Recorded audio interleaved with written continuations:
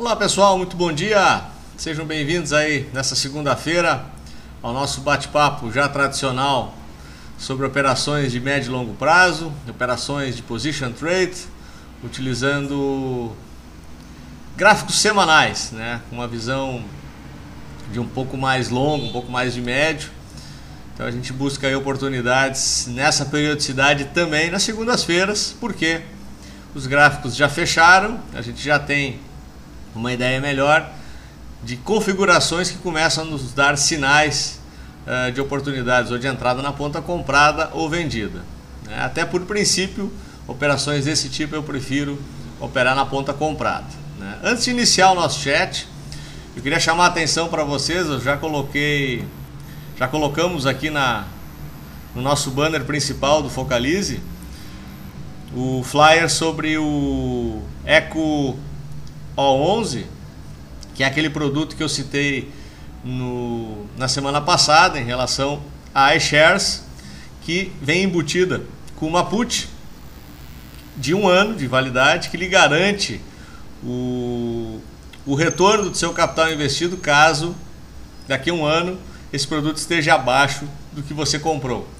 Então o material já está todo aqui no nosso site para vocês conheçam um pouquinho melhor esse produto. Acho que vale a pena darem uma olhada, porque para quem acha que está num timing interessante de entrada, até pela depreciação que a nossa bolsa recebeu aí já nesses últimos 2 meses, esse patamar de 54 mil pontos me parece ser uma aposta interessante para daqui a 1 ano, e se não for, o risco é zero, porque a put garante o retorno do seu capital investido. Seu risco maior seria apenas o risco de oportunidade, que é a renda fixa, se esse dinheiro estivesse parado, aplicado numa operação de renda fixa, poupança, enfim, qualquer outro tipo de aplicação que lhe garanta rendimento ascendente. Então esse é o risco que você tem nessa operação. Então vale a pena dar uma olhada, as reservas vão até terça que vem, então temos ainda uma semana e pouquinho para decidir entrar ou não nesse tipo de produto.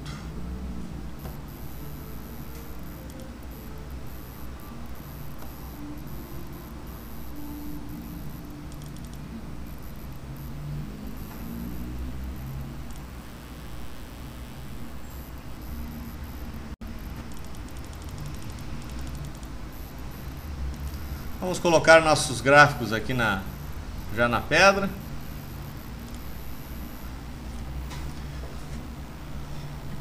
Dá aquela passada básica pelo índice Bovespa, seu comportamento na semana anterior e possibilidades para essa semana já com o mercado funcionando no dia de hoje.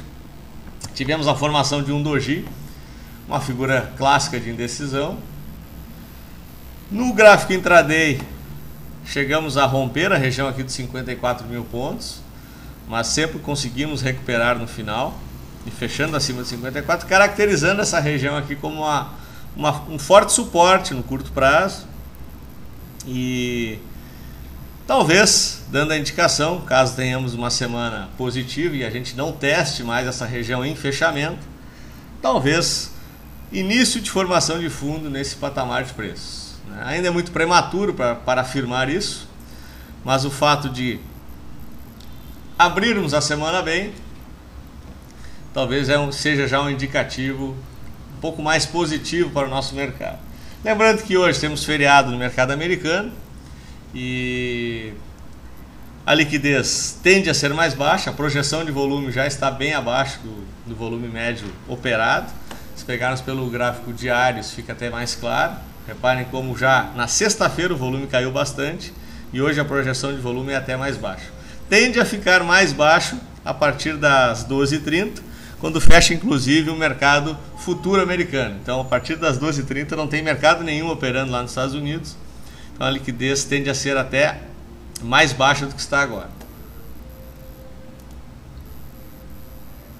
Então, caso tenhamos aqui um rompimento da região de 56.500 pontos, que foi a máxima na semana anterior, teríamos uma sinalização bem positiva e talvez uma recuperação no curto prazo.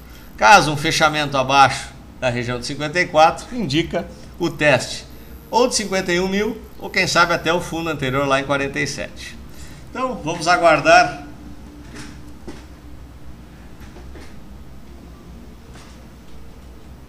os acontecimentos da semana para ter um pouquinho mais de certeza.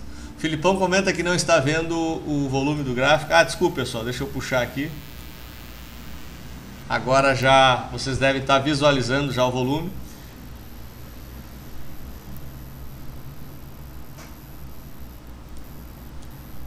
Já consegue visualizar que está bem abaixo da média, ok, Filipão?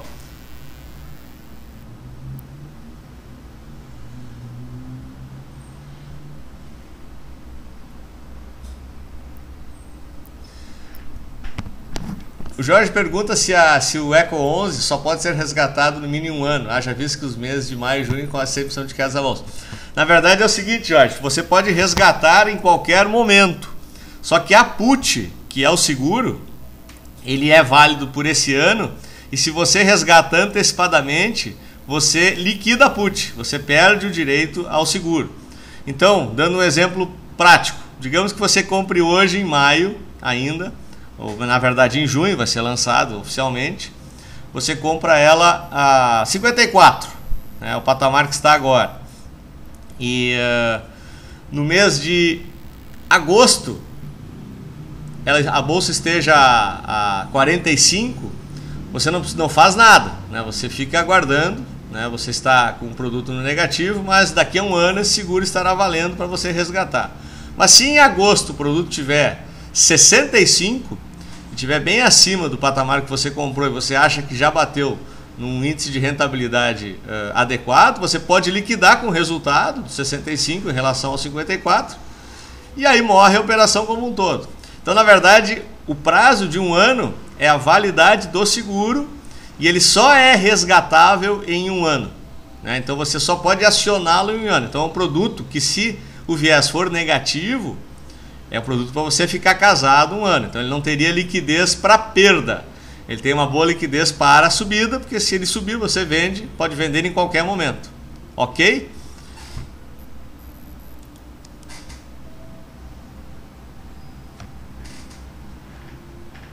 E o Filipão também pergunta se resgatar depois também perderia. Sim, você vai ter o prazo exato para fazer a liquidação da sua put. Se você não liquidar naquele momento, você perde o direito, né? Então é um produto com data de validade.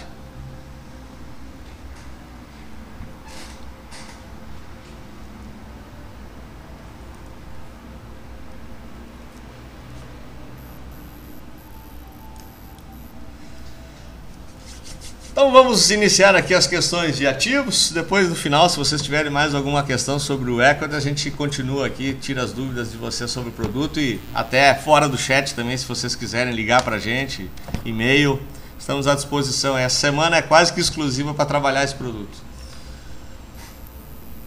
Jorge deixa uma série de ativos aqui para a gente já iniciar. Marisa, JBS, Lilis e Lame. Vamos dar uma olhada, começar pela Marisa.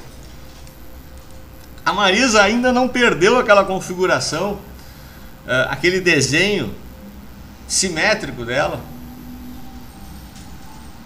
que a gente já vem falando dele há algum tempo, né? Tem essa configuração com suporte aqui na faixa de 21 e a resistência lá na faixa dos 23.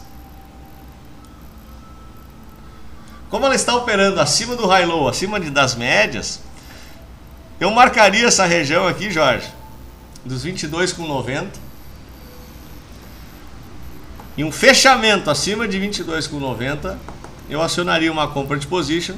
Eu colocaria meu stop inicialmente abaixo de 21,27, o meu alvo lá em 25,50, e se caso na próxima semana o índice mantivesse acima do patamar do acionamento, eu iria subindo o meu stop pelo high-low. O high-low hoje está em 21,66. Ele provavelmente, no movimento ascendente, ele sobe, e a partir dessa subida eu vou ajustando o meu stop pelo high-low ou pela mínima semanal. Então acho que Marisa é um papel para a gente ficar atento essa semana por uma oportunidade de compra de position.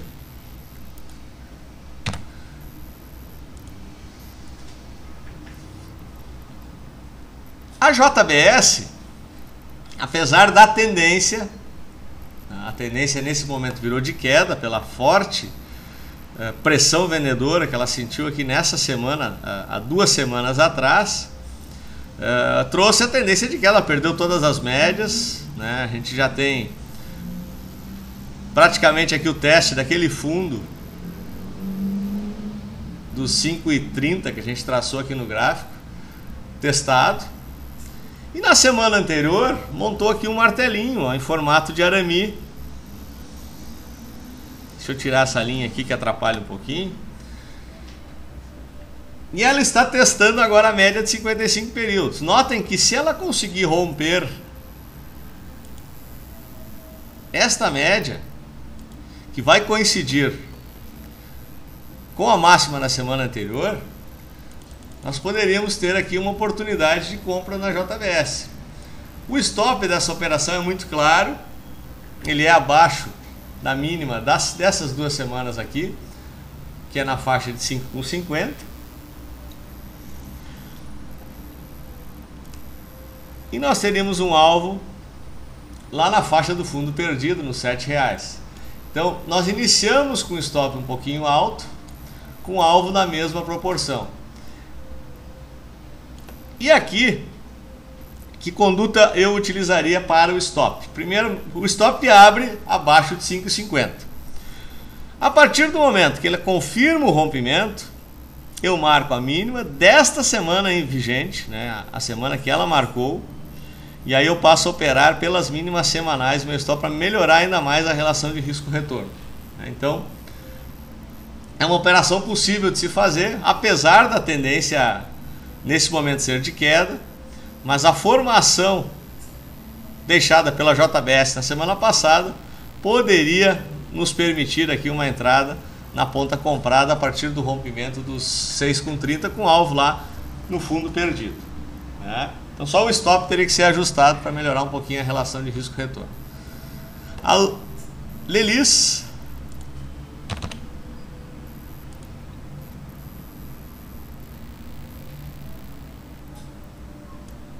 sofreu uma pressão vendedora muito forte. Ao contrário da JBS, ela não montou aqui um padrão claro de reversão. E eu aguardaria ainda o teste desse fundo que nós temos marcado aqui no gráfico, que vai coincidir com a média mais longa e com a cabeça desse pivô de alta que ela montou, esse triângulo ascendente que ela rompeu ainda no mês de janeiro. Então eu acho que essa região de suporte aqui, a partir da montagem de um suporte nessa região, acho que ela fica bem interessante para operações mais longas, até pelo valor dela. Ela sofreu uma correção bastante significativa. Ela já sofreu quase 20% no intraday, nesse momento estaria com 15%, né? Então, talvez ela permitisse a partir do teste dessa região. A outra oportunidade em position para a Lelis seria o rompimento de 11,41, que é a máxima da semana anterior. Ela volta a retomar a média de 21 semanas. E aí possivelmente ela retome também o movimento ascendente, né? Mas como a tendência nesse momento é de queda, não tivemos nenhuma formação de reversão na semana passada. Pelo contrário, marcamos nova mínima, fechamos ainda num patamar bem abaixo do fundo perdido. Eu não vejo maiores operações de position para a Lelis essa semana, salvo o rompimento de 11,40. Mas a gente pode acompanhar durante a semana, lá por quarta-feira, se sentir que o ativo busca uma recuperação nesse sentido, a gente chama a atenção de vocês lá no fórum.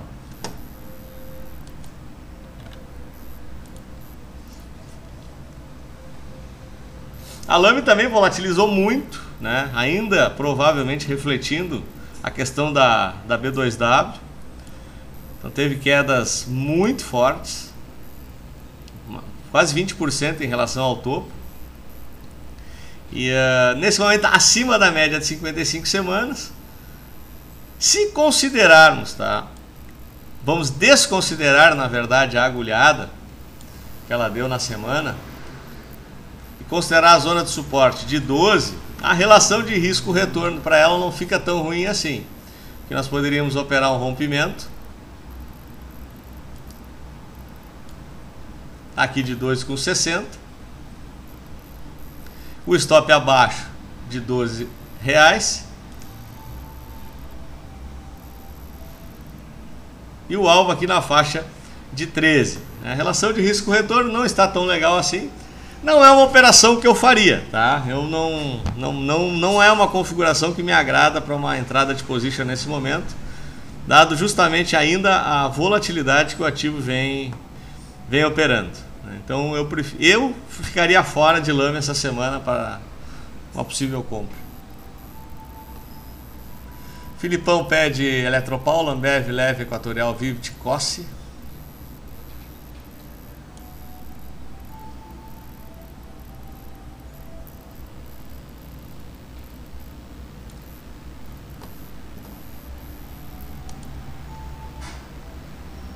Eletropaulo.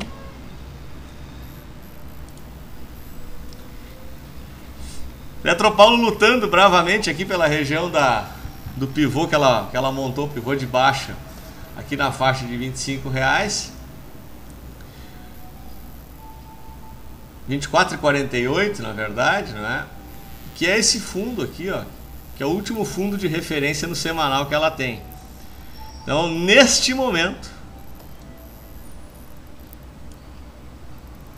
até para operar vendido, né, ela já começa a ficar um pouquinho muito curto para uma operação de position. Compras, nada a fazer. Ativo marcando mínimas em cima de mínimas. Tem que aguardar a primeira formação de um novo fundo para pensar em operar na ponta comprada. E eu não operaria vendido para position porque já estamos com o ativo bastante sobre vendido. Ambev.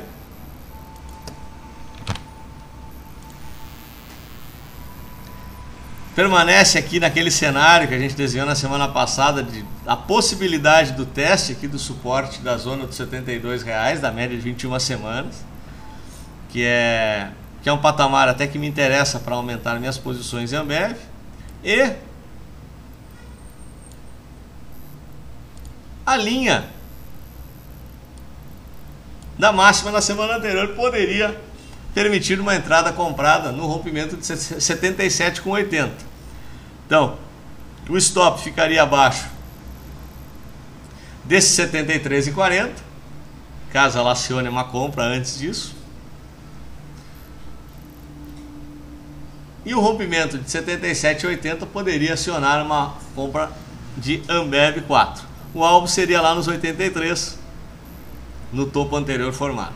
Mas eu particularmente ainda prefiro aguardar a continuidade do movimento de recuo para tentar comprar um pouquinho mais barato. Leve 3.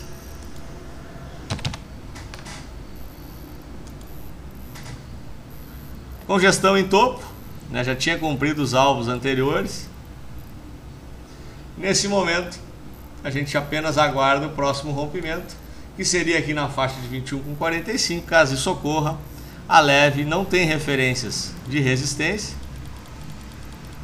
seria mais um rompimento de topo, e aciona uma compra de position, onde a gente pode projetar um alvo inicial de 8% a partir do rompimento, e o stop fica abaixo do high-low, nesse momento aqui abaixo da região dos 20,10. Equatorial.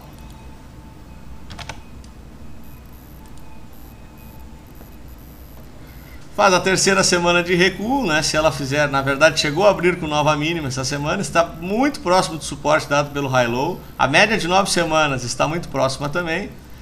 E aqui então a gente aguarda a formação desse suporte para a possibilidade de uma nova entrada na ponta comprada. Caso ela consiga romper o candle da semana passada,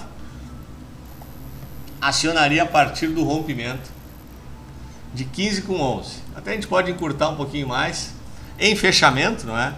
R$15 já permitiria aqui uma possível entrada em Equatorial na ponta comprada. O stop abaixo aqui da região de 14,30. Alvo 8% acima do rompimento. Vivit.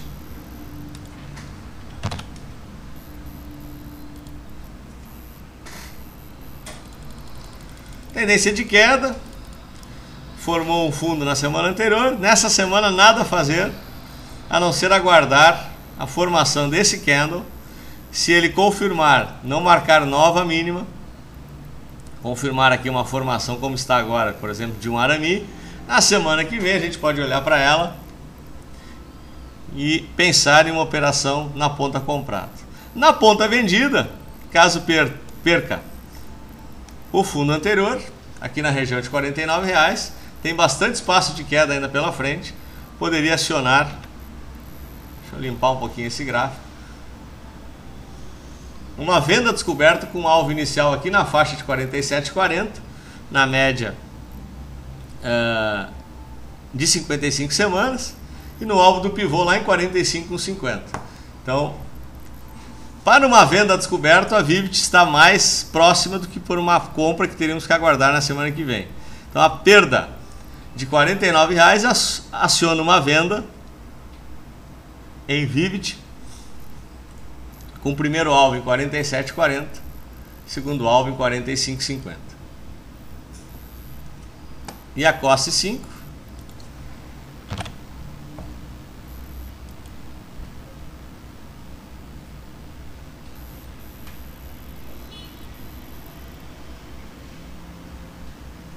essa formação aqui até me anima a operar na ponta comprada, Felipão, porque olha só a formação, ela volatilizou bastante na semana, mas não perdeu o high low, não perdeu a média, permanece com a tendência de alta inalterada, e a gente marca a máxima do candle da semana passada, aqui na faixa 35,70, e opera justamente este rompimento.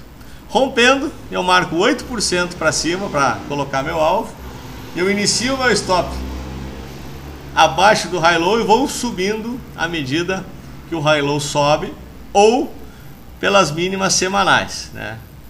Um dos dois stops eu vou utilizar a partir do rompimento de 35,70. COSSE então uma outra oportunidade para operar na ponta comprada de position nessa semana.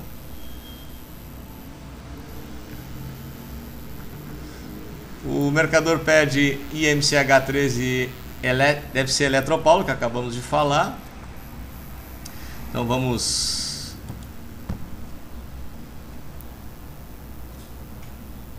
falar da IMCH.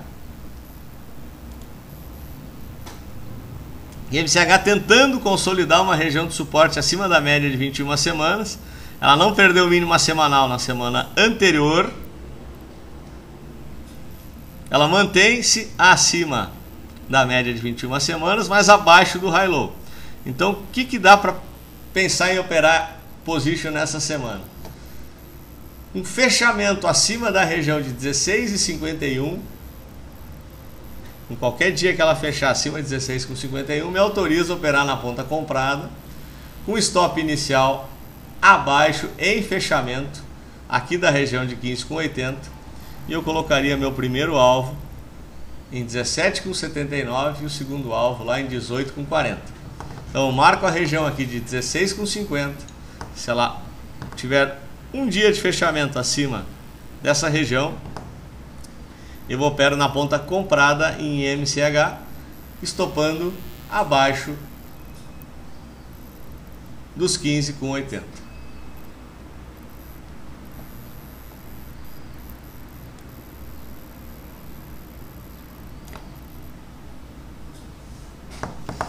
PDG. Olhar para PDG essa semana vai ficar um pouquinho mais complicado, porque acabou de sair a notícia da proposta que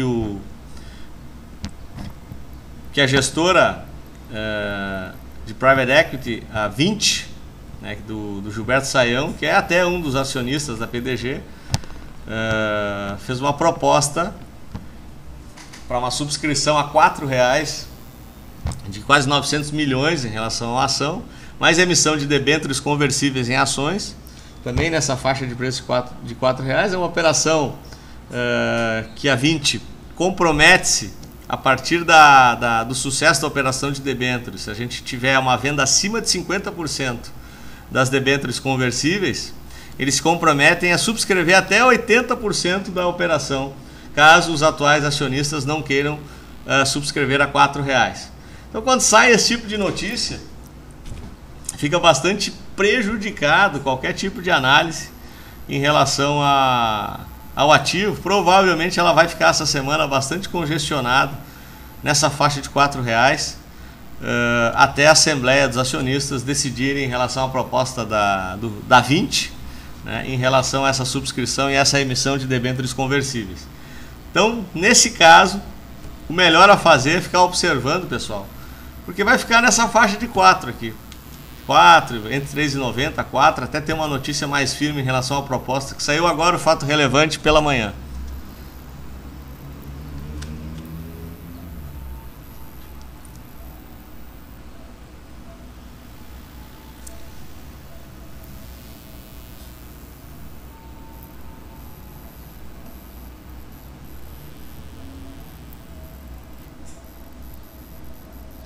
Marichu, pede Souza Cruz. Vamos dar uma olhada em Souza Cruz.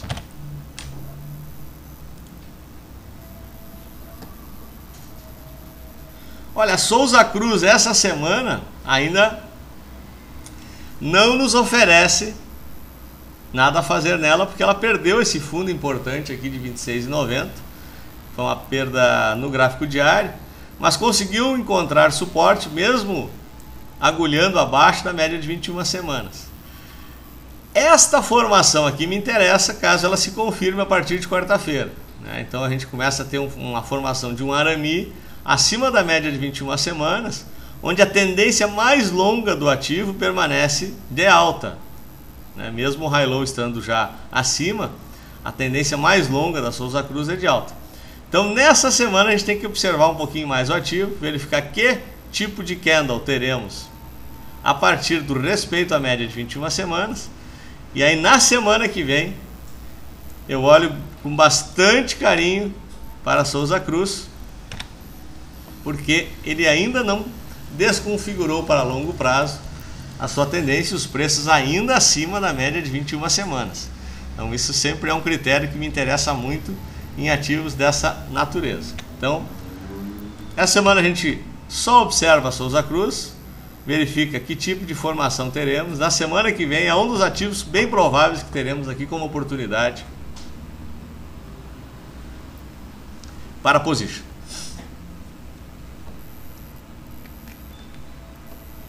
O mercador pergunta se nós acionamos CETIP 3. CETIP, se eu não me engano, era call de swing trade, né, mercador?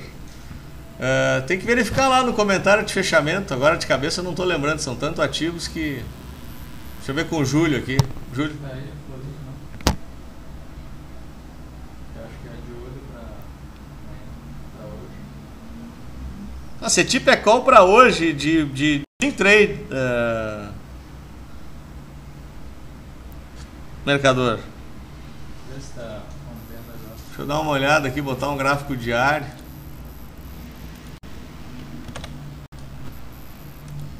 CETIP.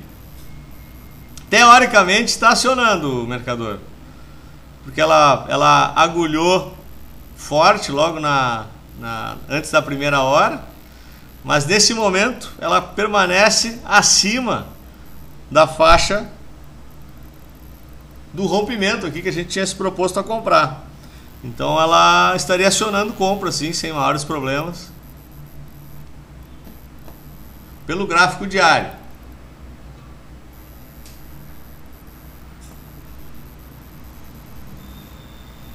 Podia estar com volume um pouquinho menor, mas hoje o dia vai ser bravo, né? Com feriado na matriz, não dá para esperar um volume muito mais alto que isso. Mas ela está confirmando aqui o engolfo de alta que ela deixou no gráfico de sexta-feira.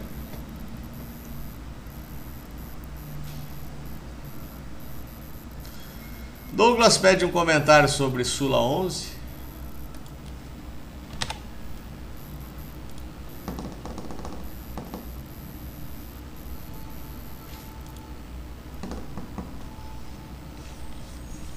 Olha, Sula 11, caso perca a região aqui de 14,40, ela acionaria possivelmente uma venda a descoberto para position, e o alvo dessa operação seria aqui na faixa dos 13,25, e o stop poderia estar colocado acima de R$15. Então, perda de 14,40 em fechamento. Aciona a venda. Stop inicial acima de R$15. Alvo dessa operação aqui na faixa de 13,20. É uma operação bem interessante para ficar de olho para uma venda a descoberto para position trade.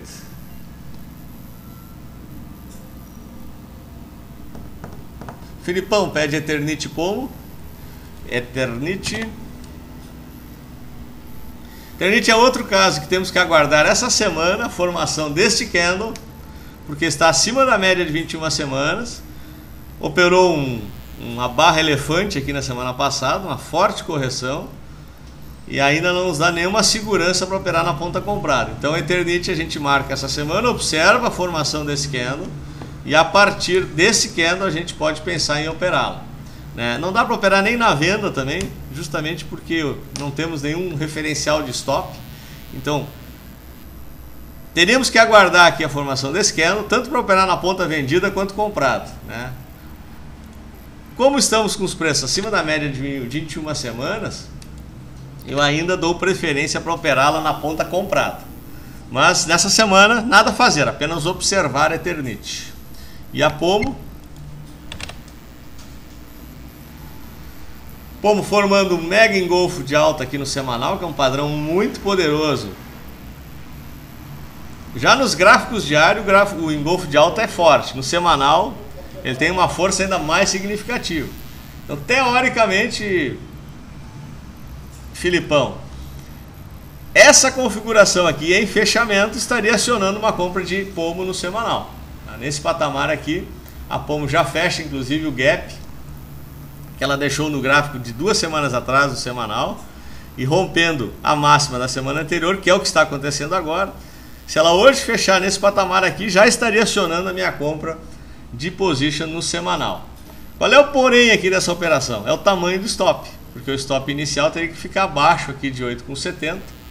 Então a gente pode depois ajustar o stop pelas mínimas semanais, mas o stop inicial teria que ficar em 8,70.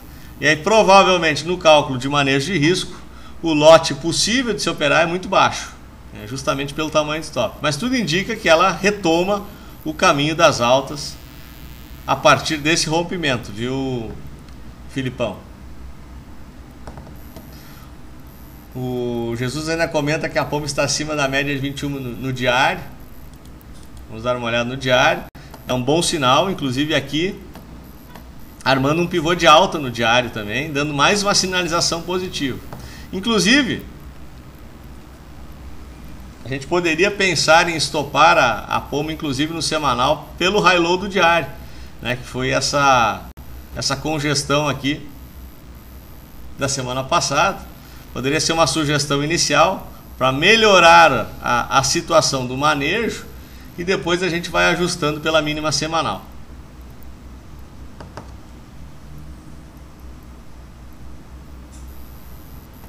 Momberger, pergunta Marichu, onde verifico quais as boas empresas para pagamento de dividendos com o objetivo de formação de carteira?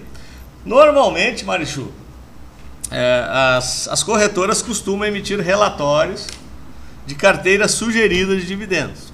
Então, mas muitas vezes é o pessoal da área de análise que tem um determinado critério, e ele pode diferenciar-se de corretora para corretora, dependendo da forma que o analista que monta esse tipo de carteira pensa. Então, isso é uma das sugestões. Normalmente, a maioria das corretoras de primeira linha que eu conheço emitem relatórios de carteira de dividendos. A corretora que você opera, que eu não sei qual deve emitir também. Caso contrário, a XP emite relatório de carteira de dividendos. É uma sugestão que a gente costuma publicar aqui no nosso site, ou então ficar à disposição no próprio site da XP. A outra possibilidade são sites que costumam dedicar-se às informações fundamentalistas. Um dos que a gente eu gosto muito de dar uma olhada é o Fundamentos. Eu vou fundamentos.com.br.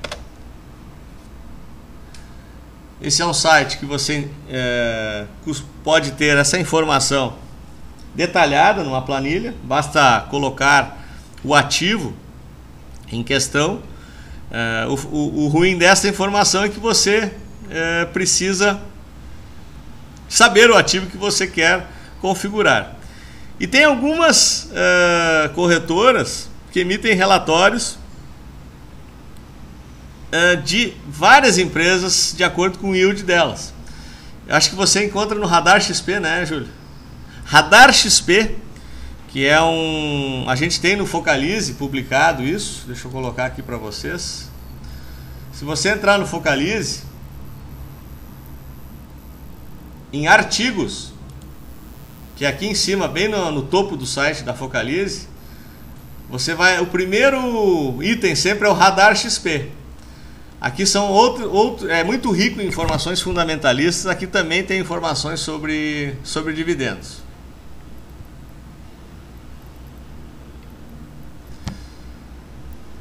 Você me pergunta se eu tenho alguma sugestão pessoal, né? Olha, normalmente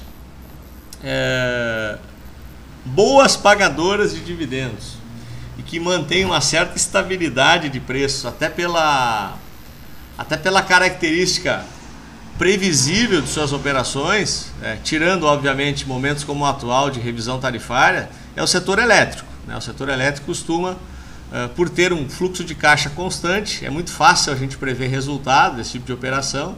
Tem algumas que já consolidaram, inclusive, níveis de investimento, né? Elas são boas pagadoras de dividendos. Então, o setor elétrico tem ótimas empresas, particularmente a SGT, a Transmissão Paulista, Energias Brasil, CEMIG, né? São ótimas, CPFE, CPFL, não é? São ótimas pagadoras de dividendos. E são empresas que mantêm uma característica ascendente ou estável em relação aos seus preços de mercado, né? O setor de telecomunicações também é um bom pagador de dividendos, mas eu já tenho certas restrições porque é um setor mais difícil de entender, né? O marco regulatório dele é um pouquinho mais fraco do que o da energia elétrica. Então eu, apesar de ter bons pagadores de dividendos, eu não recomendo. Se você me pede minha opção pessoal, eu não invisto nesse tipo de empresa. Aí nós temos os clássicos pagadores de dividendos, e são empresas que mantêm-se uma longa tendência de alta. Nós estamos falando de Grupo Ultrapar, nós estamos falando de Ambev, nós estamos falando de Souza Cruz. As operadoras de cartão de crédito são boas pagadoras de dividendos. A própria Eternit, que a gente há pouco deu uma olhada no gráfico semanal dela, também é uma boa pagadora de dividendos. Então, são empresas que para uma carteira de longo prazo são papéis que vale a pena a gente ficar de olho nelas, né? Então, as elétricas de uma forma geral, como essas que eu citei, operadoras de cartão de crédito, Souza Cruz, Ambev, Grupo Ultrapar, acho que são boas sugestões, Souza Cruz aí também, para você iniciar aí ao menos uma pesquisa.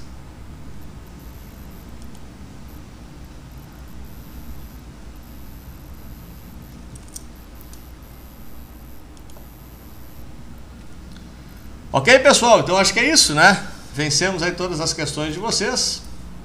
Mais uma vez aí gostaria de agradecer